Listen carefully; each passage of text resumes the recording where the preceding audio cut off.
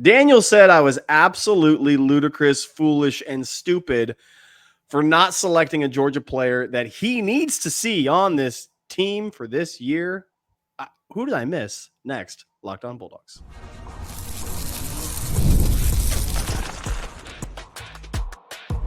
You are Locked On Bulldogs, your daily podcast on the Georgia Bulldogs. Part of the Locked On Podcast Network, your team every day. What is up, everybody? Welcome back to the Locked On Bulldogs podcast. He is Clint. I am Daniel. Thanks so much for being here today. Part of the Locked On Podcast Network, your team every day. Today's episode brought to you by our friends over at Monarch Money. Use the code LOCKEDONCollege at monarchmoney.com for 50% off your first year. More on Monarch in a moment. Thanks for being here. Thanks for being an everydayer, for being here each and every day. We love you guys. You make this podcast go. Thanks for being a first listener. Clint and I are just Georgia fans. We are Georgia fans, but we are the experts in how to fan well, how to do it right. And we love having you here. This is a place for fans, by fans. If you're part of the 199, if you're a loyal third segment listener, if you've been with us for a while, we love having you. If you're just now finding the podcast, welcome. We don't take ourselves too seriously, and we'd love for you to tell us in the comments how we're idiots. That would be awesome. But we're going to ask each other some questions, and I asked yesterday, if you can pause this episode and you can go back to yesterday's episode and go to the third segment. I asked Clint an age-old question. If you could bring back a Georgia player from the former days, but in their current body to help Georgia win a national championship this year. And he finally landed on Matt Stafford. Now, it's not a bad pick. There's nothing wrong with it. But Daniel's going to sit here and tell me why I'm wrong for taking a Super Bowl winning quarterback who's a top 5 quarterback currently, who in college ranks would decimate everybody. He's going to tell me why I'm wrong on that. He's going to tell me he said 6 names. He had 6 names that I didn't even ponder. So Daniel, I got plenty of names. What names did I miss that need to come back if you could choose to come back in their current body to help UGA win a national championship that you bet your house on? Yeah. Who are you selecting? What are the 6 names you're processing before your selection? Now, you did mention some other names. So just to be clear, because I won't be mentioning these names, but I do think they're solid options. And I think Matt Stafford obviously is a solid option. I'll tell you why in a moment I didn't go with him. But you did mention Roquan Smith. And you did mention a tackle. I think you went with Andrew Thomas. I did. I will say Andrew Thomas is not even the tackle that I would go with. I think I would lean to Jamari Sawyer. I know it's not going to be like the trendiest pick, but I really think That's wild. That if you bring back Jamari Sawyer with his versatility and his physicality and his youth, I mean, Broderick Jones, yes. Yeah. He's a tremendously talented. I thought about Broderick Jones as well. But I think he's too – I don't think he offers the stability that an Andrew Thomas or a Jamari Sawyer offer. I think you know exactly what you're going to get out of those two guys each and every play. Correct. I think what Jamari offers is, A, a little bit of youth, and B, a little bit more versatility on an offensive line that we might have 2 good tackles. Well, guess what? Jamari Sawyer can play center. He can play guard. Like, he can fill a lot of positions for us. He's not the guy that I would go with, but I think if I were to bring an offensive lineman back, it would be him. I wouldn't go Matt Stafford because of the offensive line. Because the questions on the offensive line, we mentioned it, Matt Stafford ain't got 0 mobility. And I promise you, if he gets hit by a college linebacker, he going down like a sack of potatoes. Okay, we are in shotgun every snap. And he has one step. We're getting rid of it quick, okay? So, like, we're not I know he's got a lot of arm angles, but I think you're going to have to ride with Gunnar Stockton at quarterback. So now, here are the questions. If you want to win a national championship, what do you need? And you're riding with Gunnar Stockton at quarterback, I think, why would you not try to equip that man with the single greatest college football player that this generation of people has ever seen play college football, the current best tight end in the NFL since day one of training camp, his rookie year. Brock Bowers is an automatic first down, touchdown, broken tackle, heroic play. Yeah. He also won multiple championships with the University of Georgia. Correct. He also has a proven track record of being a difference maker in those type of games. You could bring back Brock Bowers. Also, the tight end position doesn't have the wow factor. Like, it doesn't have another one of those. Like, you're bringing him into an absolute void, right? We've got questions at wide receiver. We're not incredibly sure of what we've got. We kind of know what we have at tight end, and it ain't that. You are giving Gunnar Stockton literally every chance to be the best version of himself that he could possibly be, and that is throwing to Brock Bowers. He covers a multitude of sins. Or if you don't like that, heck, bring George Pickens in here. I was waiting for you to say Jorge. Bring Jorge Pickens back into the fold in Athens. I would lean Brock Bowers of those two. If you thought Roquan Smith was going to catch a charge tackling a fool, okay. Jorge going to catch a charge, but it's going to be between the whistles. You're going to be of a different ilk. Yes. Okay. Also, somebody's going to tear an ACL trying to tackle Brock Bowers. Like, correct. That's a silly thing to consider. I might, Clint, not go with either of them though. Here we go. See, I was waiting because I know who Daniel is, by the way. Just so we're fully aware, I know who this man is. You said Roquan Smith. It's your heart. It's the play your heart wants, and I get it. Okay. Yes. The play my heart wants is Nick Chubb, but Chubb, yeah. I cannot go Nicholas Chubb, the greatest SEC running back in history. You heard him correctly. I cannot go Nicholas Chubb, but because of the injuries, because of the current body, right? Correct. But that's what my heart wants. But when we got past the Roquan Smith and the position of need, and it's not he's an elite player, obviously, but he's not the right choice. You very quickly dismissed every other defensive player who has ever played at Georgia. You just said, we're done on defense. We're now moving over here, by the way, to offense. Huh? Yeah.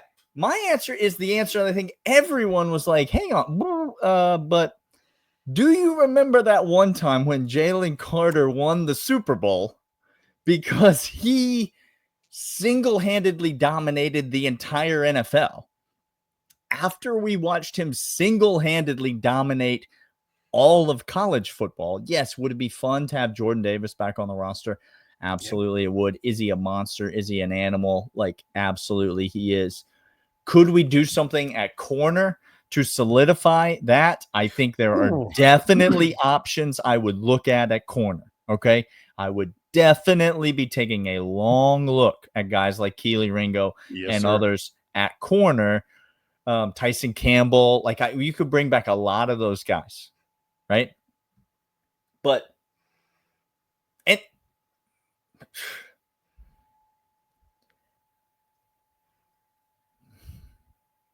I have to go Jalen Carter though, right? I almost talked myself out of Jalen Carter in favor of Nolan Smith, actually, because that's another guy. You put him on the edge, and all of a sudden, Georgia's like, boom, like instantly the run game is shrunken down. Instantly pressure and chaos. Instantly, one side of the ball is wreaked havoc on. But how could you? You can't look me in the eye and tell me that Georgia's defense this year, with Jalen Carter right in the middle of that defensive line, there's no pocket. There's not a pocket all year that he won't just absolutely collapse. I don't think the offense needs to score more than 12 points a game for Georgia to win the national championship. If you put Jalen Carter on that defense. You guys, one of my favorite movie scenes, just because how ludicrous it is the remake, the Jack Black Godzilla, or not Godzilla, King Kong. King Kong is in the fantasy world, and he's wrestling T-Rexes, and he snaps the jaw of a T-Rex. and he kind of did it mistakenly. And then he goes back and he starts like asking the T-Rex, like, hey, buddy, why aren't you moving? Like, I was playing. Where are you? That's what Jalen Carter would be doing to everybody on a play-by-play basis. I don't hate it. Daniel, we're going to come back. Dan's going to ask me more questions about that are just daunting for us to answer about this UGA team 2025. Next, Locked On Bulldogs.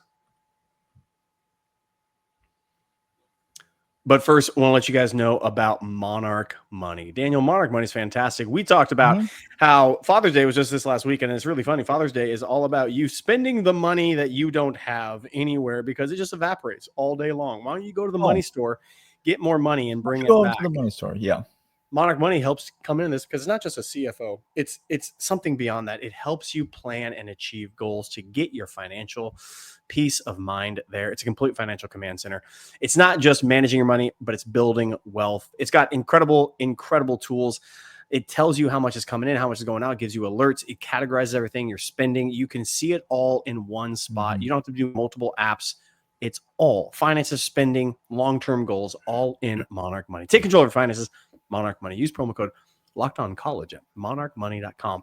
50% off your first year. That's monarchmoney.com. Code LOCKEDONCollege for half off your first year.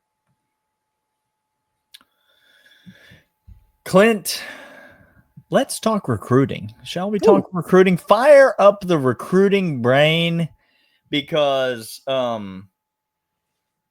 you were celebrating Father's Day. There were festivities over the weekend. The U.S. Open was last weekend. Perhaps you missed it. Georgia landed another recruit over the weekend. The machine just keeps on ticking them off. And he gone ahead and flipped his decision over from a previous commitment to Vanderbilt. Now securely in the fold, shutting down the recruitment. Caden Harris, cornerback out of Tennessee, Brownsville, Tennessee. Again, I said former Vandy commit, 4-star kid, high-level corner. He got high upside. This guy, high upside. This comes on the heels just hours after Justice Fitzpatrick commits from Fort Lauderdale, from St. Thomas Aquinas. Here's my question to you, Clint. Okay. Is something happening with Georgia recruiting? Okay, that's an obvious question. Shortest segment in the history of the world. Thank you for teeing me up. Yes. Keep teeing me up on this. This is fantastic. Is something happening with Georgia recruiting? And has the secondary become possibly the single biggest focus for this coaching staff? I don't need to tell you, but 3 of Georgia's top 4 commitments and 4 of Georgia's top 6 commitments for the 2026 class are all members of the secondary, all extremely high-level players. You got guys like Zach Ford. You got Caden Harris, I mentioned. Justice Fitzpatrick, I mentioned. Of course, you got Jordan Smith from Warner Robins. Like, there's a bunch of really talented guys in 2026. So I ask you, when you see a coaching staff just neck deep in secondary talent like this, okay? Is this more of an indication of the talent is there and the interest is there, and so you're just stockpiling as much talent as you can? Or is this indicative of something that this coaching staff sees on the current roster that we ought to be paying attention to? What's happening with secondary recruiting at the University of Georgia? That's my question. I think it's really interesting. There has been one on a big kind of airplane view level of Georgia recruiting. Something is going down. Kirby is upping his game even more, which I didn't think was possible, Daniel. I didn't think that it was possible for him to up his game on recruiting, but he has, because he has gotten kids to just domino effect. I'm shutting it down. I'm shutting it down. I'm shutting it down. I'm shutting it down. And there's more to come who will say the same thing, saying, I don't need official visits. I'm hanging out here. My official visits are the ones I plan to UGA, where I'm going to be residing for the next 3 years. That's where my official visits will be. And he's doing so in an era that is counter to that. Everyone else has openness. He's getting guys. Options are king right now. Exclusivity is what Kirby is doing with these guys. And he's doing it 3% of the top talent, 3% of the top 100 talent next year will reside in Georgia's defensive backfield in the nation. That's wild.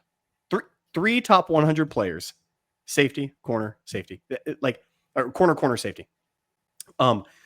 So one, there is a new trick that Kirby's learning.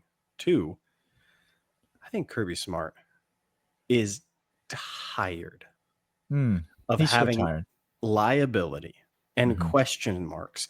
If you saw last year, we had to wait for KJ Bolden to really. Malachi Starks was taking care of roaming in the backfield, and I think we're playing three different positions all at once. Malachi Starks was playing, that's what I was just about to say. He's playing multiple positions at the same time. It was unfair. He was out of position only because literally he was playing so many different positions. Because KJ Bolden, we had to wait for him to grow up in a true freshman year because we were vulnerable at a lot of different positions, and it made us have to play defense oddly. Daniel, the game was called in a way that I hadn't seen Kirby Smart calling games before. Him and Glenn, it was weird. It was unique. The linebackers are playing on their heels, the defensive line. I think Kirby doesn't want to be in that position again. I think Kirby wants to go ahead and say, hey, if I need to send 0 blitz in on a certain down just to say, screw it, throw everything we got, Glenn, at this drive to kill it, I want to know on the back end, we're just fine. Like, I can trust that. All of a sudden, you pair Ellis Robinson with these three. Like, just think about that. In 2 years' time, I will. It could be. Go ahead. It's a beautiful picture. I'm doing it right now. It could be Ellis Robinson and these three in some fashion in the secondary. And I just ask you, what blitz could you not run at that time to get home? And it's either coming out quick, and these guys are beast athletic man presser guys. These are not sit back, catch up. Do you think? No. These are animals. Okay. You know what I'm talking about? Like, these guys want to come downhill. They are attacking. And I think this is, I don't want to use his name overinflated, but it was such a pivotal time in recruiting for Georgia with Richard LeCount, not because of the skill that he had, but because of the mentality and the focus that Kirby had. That's what was different about Richard LeCount. He bled UGA, and his intensity that he had, his skill wasn't always there, but the intensity he brought, and I'm going to come downhill and throw my body into this, the Christopher Smith. We're seeing that on a general level within the defensive backfield. And Kirby Smart said, never again will I be out of position in the backfield once ever again. And we're seeing that, him say, screw it. Hey guys, hit the trail. And I want DBs, and I want the top talent. I want the 5 stars. I want the cream of the crop anywhere we can get them. Keep them in the state. Go down to Florida. I don't care. Go to Texas. Give me guys who, when they throw, we will not have to face Ohio State's doom again. We will not have to face the Ole Miss Jackson Dart again. I'm going to line these guys up on an island, and I'm calling my plays. Go get me insurance. And by golly, Daniel, they have 5 members of the secondary in this recruiting class, all 4- and 5-star guys. And it's no coincidence that it comes right on the heels of Dan Jackson starting multiple years for the University of Georgia. Now, this is by no means intended to be disrespectful to Dan Jackson. But you and I both know that Dan Jackson ought not to have been starting multiple years on the University of Georgia football team. That just should not have been a reality. But it was, and thank God for him and the significant contributions that he made to the University of Georgia. And then on the heels of Dan Jackson leaving the program, what happened? Kirby Smart had to go to the transfer portal and pull in 3 different safeties from lower level programs to try to come fill holes in the depth on the roster. Now, this is an intentional choice that Kirby and company are making to say, as you said, Clint, never again. This will not be the situation at Georgia ever again. We are going to load up on talent, and we are going to let competition reign, and we are going to put the best guys out there, and we are going to have premium players at premium positions exclusively in this Georgia secondary. Dan Jackson, with you, damn good dog, but it took 3 years to get Dan up to what he was. We can't do that anymore. We don't have that luxury. And it's just, it's a different caliber of secondary that was on those championship teams of just a few years ago and these most recent teams that weren't able to get the job done. I'm not saying it's the only factor, but it is certainly a factor, and I think it's obviously on Kirby Smart and company's mind. Clint's got one more question for me that we will discuss right after these.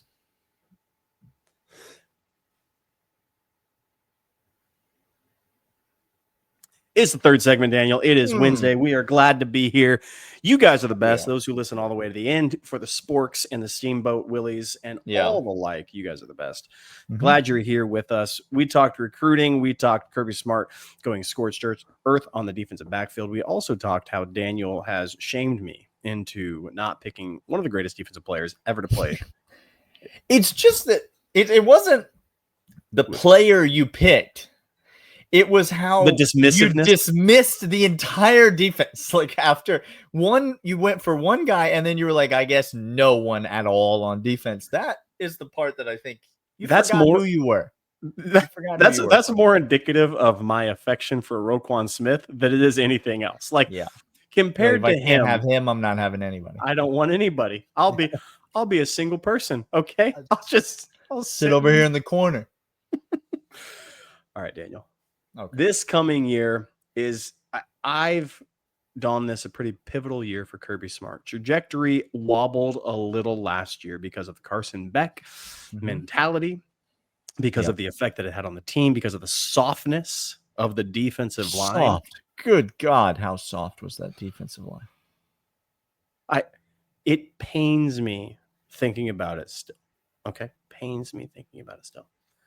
But if you look at this coming year and the improvements that we have seen on this roster, last year, Milroe gave me heart palpitations because of the softness of the defense. And you saw in the first quarter, we got absolutely ransacked because of the softness, because nobody can keep outside contained, because nobody could go ahead and get off a block and tackle him and track him down.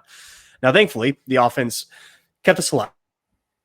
And then we came about and we came alive in the second, third, fourth quarters to go ahead and make a game of it. Daniel, what game last year that gave heart palpitation? The team last year that matched up against Georgia, even Notre Dame, we're just going to we're going to sock you in the mouth and we're just going to keep doing it over and over. So far on the schedule this year is the biggest flip for you from it gave me heart palpitations last year, but this year, I'm singing a different tune. The sun is out differently this year. So what has flipped the most? What has changed the most from last year to this year? A team that's on our schedule, because this is the year that we're flipping. All the same opponents are there. We're adding some, away games. I get it, or some non-con games. The Marshall, you can't choose that. But who from last year to this year have you flipped the most in your feelings of trepidation to excitement or neutrality? But the gap was that big last year to this year being neutral was that big. Who's made the biggest jump for you? Yeah. I think to me, this is very easy. It's easy for you. Okay. It is. And I said when we were discussing game lines, I said I thought Texas was the most overrated team in the country. Correct. You did. And I said I thought we were going to throttle Alabama.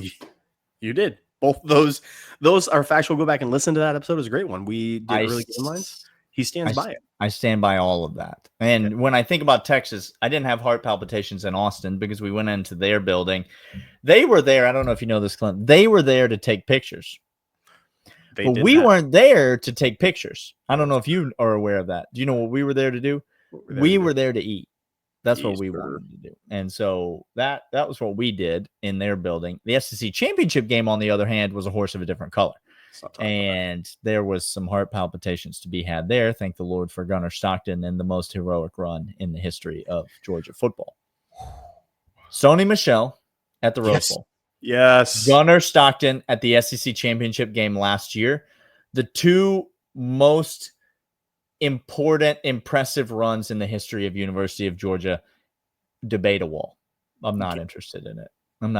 Somebody's going to call me Recent like bias. a recent fan, and I'm just gonna tell you right now, as a person of my age, I take it as a compliment. That anytime somebody even implies that I might be young, I'm like, yep, you're probably right about me. You're probably right about that, old timer.